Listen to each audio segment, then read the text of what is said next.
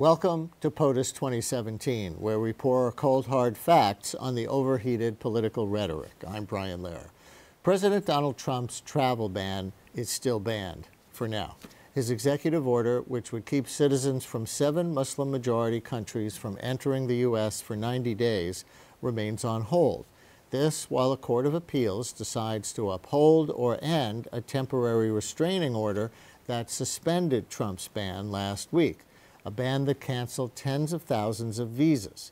Strictly speaking, the 3-judge panel, which heard arguments on Tuesday, must decide if the ban is likely to be upheld as constitutional and if the president has the power to impose it. But in effect, the court is deciding if it's a religious ban in disguise, if it's relevant to terrorism, and how much harm it or blocking it might do. One never knows, but the judges certainly should not be influenced either way by Trump's recent tweets. Take a look. One labeled the Seattle judge who initiated the restraining order a so-called judge, and he called James Robart's ruling ridiculous. Trump also tweeted that if something happens, meaning a terror attack, to blame the judge and the court system. And it was not just tweets. Speaking to big city police chiefs Wednesday, Trump read a section of law that says the president has the right to exclude any, quote, class of aliens detrimental to the interests of the country. Because you could be a lawyer, or you don't have to be a lawyer. If you were a good student in high school or a bad student in high school, you can understand this. The 3-judge panel, all of whom did go to high school, could rule any time. Meanwhile, nearly 100 companies, including Apple, Tesla, Facebook, and Google, filed a joint friend of the court brief challenging Trump's restrictions. And here in New York, Tech NYC, the high-tech business advocacy group, gathered signatures from over 2,000 tech leaders, investors, and others on a letter of protest sent to the White House. All this raises some questions. How crucial are immigrants to the tech sector? And how pro or anti-Trump is the wider business community in general? The executive director of Tech NYC, Julie Samuels, is here with us. So is Greg David, Crane's New York business columnist, prolific blogger, and director of the Business and Economics Reporting Program at CUNY's Graduate School of Journalism. Welcome, both of you. Thank you. Julie, tell our viewers more about what was in the letter. What did the tech leaders of New York City write to the White House? The letter made 2 simple points. The first is that people choose to build their companies, their careers here in New York City because they value the diversity, the inclusivity of New York. That is a key part of the fabric of this city. And we think that the travel ban, the immigration ban, really kind of cuts against that. So from that point, it's a more kind of global feeling. There's also the moral piece, of course, with regard to the refugees. There's a real, people in our network very concerned about the refugee point as well. The secondary point, just as important, is a more economic argument. It has to do with the fact that immigrants, foreign-born individuals, are much more likely to start companies. They're much more entrepreneurial. In addition, tech companies are constantly looking for high-skilled talent, high-skilled folks to come in from abroad, help fill jobs that right now are hard to fill. We can talk a little bit more later about that, I think. But it made those 2 points. And I should also point out that the response to the letter was overwhelming. I have, over the course of my career, put together many of these kind of sign-on letters, if you will, to various policymakers. They usually take weeks. It usually takes a lot of hand-holding. We sent out the letter. The ban was instituted Friday night. It's when the president signed the executive order. We sent the letter around Sunday, let's say 11:30 a.m. And before 9 p.m. on a Sunday, we had over 400 signatures from CEOs and investors in New York City. So, Greg, where does this fit into a larger picture of business community, maybe ambivalence to Donald Trump, who says he's going to cut taxes and regulations and do things for business and improve the climate, but on the other hand, seems to be trying to strong-arm them into one thing or another? I'd say it's the exception that proves the rule. And the rule is that CEOs, and the letter was pretty broadly based in the tech community, and I want to talk about people who run companies, their first obligation is to the company. And in doing that, being political is almost always a bad thing. And, you know, I think we can see that in the auto companies, who Trump represents a seminal threat to their way of doing business. Because they move so many jobs out of the country. Well, because actually that's one way to put it, but the other way to put it is they have supply chains that stretch from Detroit to Mexico to China. And whatever he does in restricting trade is a threat to the way they're doing business. And yet they troop to the White House to talk to him. They don't take him on the subject. Whether they're trying to mollify him or whether they don't see the benefit of that. And I would also say, if you look at an auto CEO's perspective, tech executives' workforces are demanding they do something. Yeah. Auto executives' workforces contain enormous number of Trump voters. Look, my general rule of thumb is that business hates to take on an incumbent or someone who's going to win. In all my time in New York, the business community opposed an incumbent politician only twice in 30 years. When Rudy Giuliani ran against David Dinkins the second time in 1993, and when George Pataki took on Mario Cuomo a year later. And why? Because they believed the city was at risk. We will have to get to the point that executives think the country is literally at risk for them to enter the arena in any substantial numbers. So I think that Greg is suggesting that the tech sector is the exception, trying to take on the president rather than mollify the president, because it sees a lot of risk, and it depends on immigrant workers who have certain skills. And there's pushback against that in this country. Why so many H-1B visas for people from overseas with supposedly short supply skills when they could be hiring American engineers? So I think there are a couple things that I'd want to unpack here. I think that the support from the tech industry for efforts like our letter, like the brief you talked about, I think that is because immigration does get to the bottom line of those companies, like you said, but I think it's actually broader than that. In addition, I would agree with your point about there being some pressure, internal pressure from the employees, but still, I think it's broader than that. The tech industry, still a very young industry in the grand scheme of things, still has this kind of personality of engagement. We've seen this time and again. Here's an example from the Bay Area from a few years ago, and I might bungle some of the details, so bear with me for a second. Mozilla had brought in a new CEO. This was right after the Prop 8 debate in California around gay marriage. And they found out that the CEO had given money in support of Prop 8, which was anti-gay marriage, and there was an uproar, and that CEO came out. Gay marriage probably has nothing to do with Mozilla's bottom line, but there's still a culture in tech of engagement on these certain policy issues that are kind of core to the culture, to the community. Immigration is one of those things because it does impact the bottom line, but it is also one of those things because this industry cares a lot, has for a long time cared a lot about comprehensive immigration, not just H-1B, which is a separate and a very important topic that is rumored to be coming down in another executive order that we haven't seen yet. And we'll come back to what that means because a lot of people don't understand H-1B, but if it's going to be the subject of an executive order and could affect a lot of New Yorkers, we'll talk about it. Do you think tech as a young industry is young and naive? No. As a matter of fact, I think tech is in the business of taking on government. What else are Uber and Airbnb about? Its culture is to ignore the rules. I mean, that's what Airbnb and Uber have done in city after city. So you could argue it's the true anti-establishment industry, and that's part of the culture too. So how do you see the Travis Kalanick story? CEO of Uber, who joined the President's Business Advisory Council, but then after the boycott Uber, delete Uber movement sprung up after what happened at JFK Airport, where they kept driving when the yellow cabs stopped to join the protest. Now he left the President's Advisory Council. So do we see this as all just twisting in the wind, self-interest, blows one way, then blows the other way? Listen, I think you can kind of put whatever spin on it you want in that instance, but I do believe, knowing people who work there, people I've worked with on this issue, Travis signed our letter, for instance, They really believe in open immigration. They believe in comprehensive reform.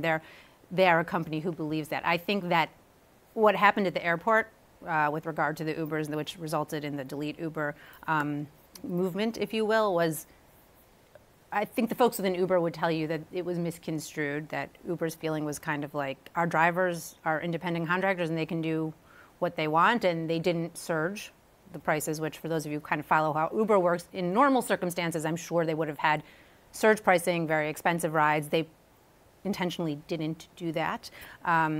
So, you know, I think that's notable. I would say that what you see in tech quite often, these companies have grown so quickly, and now they are so huge, and they are such a big part of the economy, and in a lot of instances, they're not used to these moments. These things are new for them, and trying to figure out, I mean, quite frankly, the situation we're in right now is new for a lot of people, but more specifically, when you have these moments, I think people are still figuring out how to navigate them. Let's talk about the visas. Yeah. H-1B in particular. I raised a critique earlier. I'll come back to it, and I know there was a lot in that question, so you had to unpack some pieces. Let's take on this piece. Mm-hmm. Some American students and engineers say the tech companies are abusing the intent of H-1B visas, which are supposed to be special entry for people with skills that are in short supply in the United States, so that they can get a lot of people from India and China and other countries who will come here and work cheaper than Americans will work. How fair a charge in your view? I think that particular charge is not fair. I think that that is not to say that the H-1B program we have right now is perfect or couldn't use some fixing, just to start there. I think the charge that is levied against the program and abuses to the program actually comes more often in the instant. We saw there was a big thing with Disney a couple of years ago where you've seen companies that aren't actually traditionally tech companies who were accused of abusing the system, firing American workers to bring in cheaper workers from overseas. And certain models from Slovenia who will remain nameless. Who will remain nameless. In the instance of tech companies, this is what's going on right now in the tech industry. There are high-skilled technical jobs that need to be filled. I think that we should live in a world where we have plenty of Americans to fill those jobs. Organizations like Tech NYC, plenty of other people I know all over the country are working really hard with state governments, with local governments to get the right educational opportunities for Americans to fix that. Right here in New York, we've got CS for All that the mayor is working on, which is an amazing effort to really get a bunch of computer science teachers in our public schools in the city. The governor recently announced similar efforts in Albany. So we're working hard to fix that problem kind of from the bottom up. But in the meantime, there is a stopgap. We need a stopgap measure. We need to fill these jobs. And H-1B, is it or part of it? Does your journalistic soul find that answer thoroughly credible? Oh, well, I do. You know, I actually teach a lot of international students who come here and want to stay here, and they have a very hard time staying here. You know, at one point last year, Trump did say that he believed that people from abroad who came to universities should be allowed to stay. He said that in a debate, but we haven't heard much since then. Yeah. He went back and forth on that during the campaign. First he said no, then he said yes a couple days later. It was actually an interesting moment, and it's never no, gone. it's just what he does on Yeah, O's. right. Intel today announced that it's going to open a plant in Arizona to make chips. 3,000 jobs, and they say maybe another 7,000 secondary jobs that would, you know, spring up because 3,000 other jobs are being created. And I heard Sean Spicer, the White House press secretary, at his daily press briefing, take some credit, at least, for the White House for promising tax and regulatory relief in the Trump administration. How credible do you find that to be as a reason that Intel would be opening a 3,000-person chip plant in Arizona? Companies have every incentive to try to do something that makes it appear that they are following the president. We had a series of, you know, it was the saving of the carrier jobs. Auto companies have made announcements and slightly changed decisions. There's a big chip manufacturing plant near Albany. It's not like there's no chip manufacturing in the United States. I would say two things about it. For the most part, I believe the fundamental announcements, the fundamentals haven't changed, and these are plans and announcements that were likely to happen anyway. Secondly, you have to keep in mind the size of the American economy and what, I don't know, is it 100, 200, 300? How many jobs did we save in Carrier at the end? The size of the American economy, Right. these are very small. And the other thing we have to remember on the manufacturing issue is that the kinds of jobs the Trump voters want back won't exist in the kind of manufacturing establishments that are being built today. They are actually much higher skilled jobs, Yeah. needing some college, needing the ability Yeah. to run robotics and computers, et cetera. This is your field. So you concur with that Yep. chips are made in the United States anyway, more than a lot of other things I are think in that's high exactly tech. right. And when you talk, I think, just to underscore, when you talk about that type of manufacturing, that is not the same type. Manufacturing is shifting, and no one's really talking about that. This is not making T-shirts. They Right. need certain skills that People are are here. talking a lot about automation and displacing jobs, but people Yes. are not spending as much time talking about how manufacturing is becoming a much more high-skilled industry, and that's a really important piece of this too. And again, why we need some reforms to our education system. So what kind of tax and regulatory relief does the tech sector want? You must be petitioning I think the that's a White good House for question. something. I think when it comes to the larger companies, they're very interested in repatriation, right? You've seen that a little bit. The bigger companies have got a lot of money abroad. I mean, the Being the able big to ones. bring profits Being back able to to this bring the money country back. at lower tax rates. I think that's right. With a lot of the kind of more mid-sized, smaller companies, quite frankly, these aren't really issues that come up a lot. The kinds of issues that come up with the more mid-sized companies, even the smaller companies, that I think are really interesting, particularly in the new world that we live in, the new presidency. Obviously, issues around immigration, issues around net neutrality, I think will be front and center in the very near future. A whole lot of social issues that may or may not end up being at issue. When there were rumors about an LGBTQ executive order, there was a lot of unrest in the tech community. Now it seems like that might be on ice, so we'll wait and see. We just have 20 seconds for a last thought, but I think what you said before is really important. We hear about a 3,000 job opening here. It was, what, 700, 800, 900 jobs at Carrier. Eventually, last month in the United States, there were over 200,000 new jobs created. Net new jobs. So what's going to be the big picture? You can do these little headlines, but going forward, we'll see, I guess, in 6 months, 8 months, whenever it is we can really start crediting the Trump administration. Is it really going to be a different number of new jobs? And we can't know. We can't know, but we should know this. This economic recovery has been going on since 2009. We have the longest uninterrupted period of job gains. The risks to Trump are all on the downside. They're all on that just because of the normal flow of the economy, things will falter. Thank you both very Thank much. you. Thank you. And on immigrants and terrorism, we'll now bring on some additional evidence.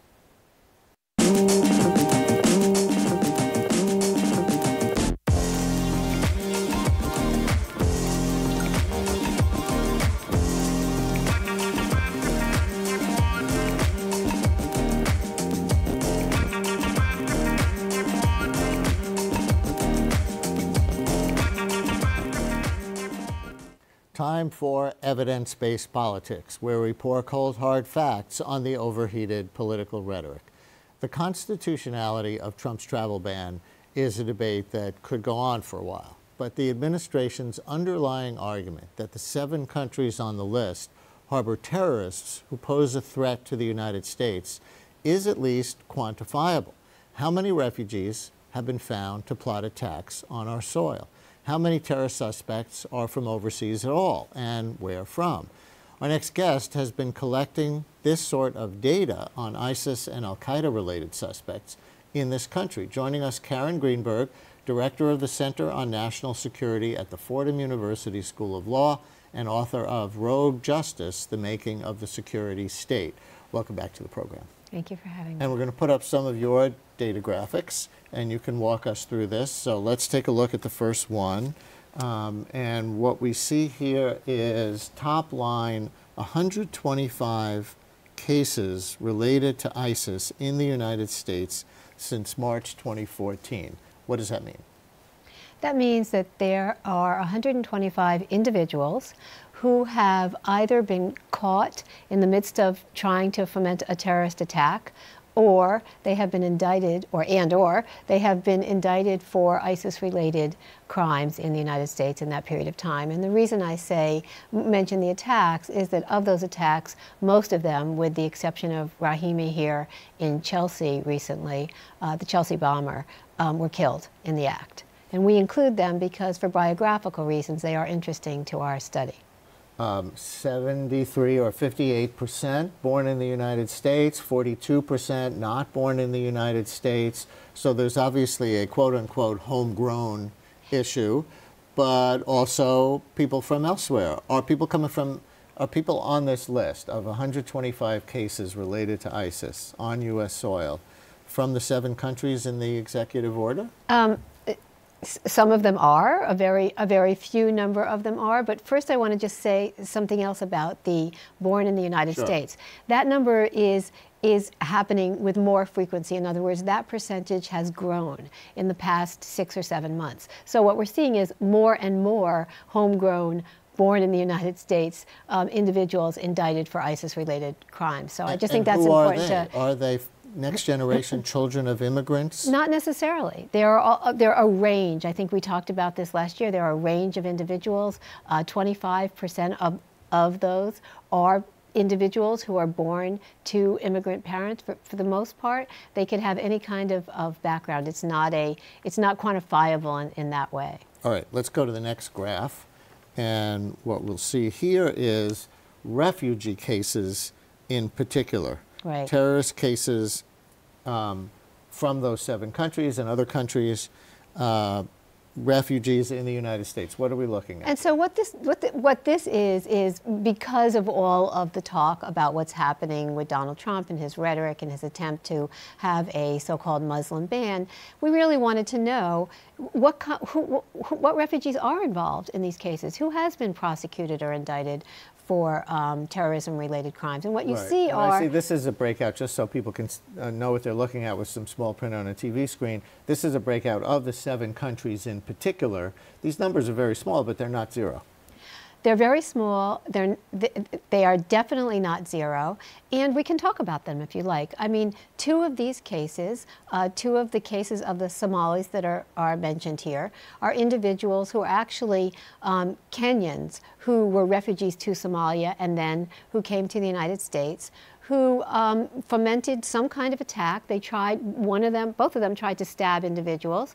Each one of them harmed 10 or 11 individuals in each attack, but they were killed in the process. So it's not that there's no threat, it's just that this is no more threat than other individuals that have been indicted for terrorist attacks or wanting to commit terrorist attacks, and they're a very small part of the larger picture. And I think that's really the takeaway. It's not zero, but it's not something that if you stop this, you're going to stop the terrorist threat of ISIS in the United States. Or relative to the population as a whole, do we increase the threat of terrorism by allowing refugees, as opposed to maybe increase the potential benefit of what refugees contribute to the country? And it's not just that. It's not just what they contribute to the country. It's that it is very hard for refugees here or elsewhere to have a new national identity. That's what you want to go for. If you take individuals who want to be part of your country and make them part of it and let them know they're part of it, the chances of them wanting to harm you are very low. This idea of keeping people stateless or insecure about their national identity is one of the precipitators worldwide to violent extremism. And so it's counterintuitive in many ways, but embracing refugees is actually a measure of security. None of these appear to be what's in the news as the reason for the refugee ban, which is ISIS is going to send infiltrators posing as refugees to attack us. Right. And look, any of this could happen, But here's the thing that's interesting, and you have to think about this. Do you trust your law enforcement and your intelligence forces and your military intelligence that have been learning for 15 years how to determine who might cause us harm and who might not, and have been doing it with more and more focus and scrutiny and knowledge? Do you trust them to be able to make these decisions before they get here, after they get here, whatever? And we have to, as a country, trust them. But since about half the country supports this ban, half the country doesn't in the polls, there are a lot of people who look at this and say, a terrorist attack is such a serious thing that even if there are just 5 or 9 or whatever the number of cases were that were on that slide in the last few years, those are terrorist incidents. Then this should not be the list of countries. Then if you're going to do it that way, which I don't think there should be this ban. I think there, and I can talk about that in a minute why, but then these are not the countries to look at. If you want to look at countries that individuals came from, refugees or not, the larger immigrant community, then by far the most individuals that have been indicted in this country are from other countries, notably Pakistan. I think this goes to the next slide. Let's see if we can get this up and take a look. Countries of origin in ISIS cases, 52 cases from 23 countries. Right. And if you include the Al-Qaeda cases as well for the 15 years before that, you will find these same countries plus others. So there you go. So, I mean, so if that's really the goal, to take facts and to line them up with predictions, then these countries could be included, but this would not be these would not be the countries you would necessarily pick, which brings me back to my other point about intelligence and touching our intelligence community. It really makes you wonder just how good our intelligence capacity in those particularly fragile countries are, and if that might not be one of the reasons for this list. We're almost out of time, but the poofy number there was 25 from Pakistan. From Pakistan, Al-Qaeda as well as ISIS related. Is it just too politically fraught for a whole host of reasons that we don't have to get into in a way that it isn't with the 7 countries on the list for them to have included Pakistan? Absolutely. There's too much nuance, too much interrelationship. We rely on each other for too much in terms of information sharing and defense and security. And so, yes. The conversation continues. Karen Greenberg, thank you very much. Thank you. Finally, on this matter of terrorism and immigration, the president may be right or may be wrong in his actions. But let's be clear about our starting point. The words of poet Emma Lazarus are on, and this is her phrase, the silent lips of the Statue of Liberty. Give me your tired, your poor, your huddled masses yearning to breathe free, the wretched refuse of your teeming shore. Send these, the homeless tempest tossed to me. I lift my lamp beside the golden door. We may decide as a nation that those words no longer apply, but if so, we have to look the statue in the eye and tell her that's our choice. I'm Brian Lehrer. Thanks for watching.